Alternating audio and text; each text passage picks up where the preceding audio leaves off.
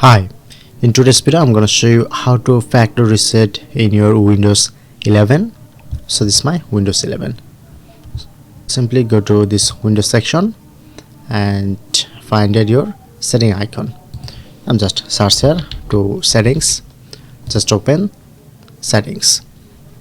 Okay, look at the left corner. So showing it to system. Press on and you just find here to recovery option. So this is my recovery. Just press on this arrow option, then you get this interface. Press on to reset PC. Okay, so showing it to two different. If you want to choose the first option, keep my file, remove app and settings, but keep your personal file. And the second option, remove everything. So like I'm select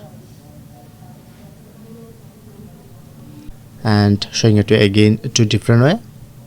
Choose this on and finally press on to next, then successfully reset your Windows 11.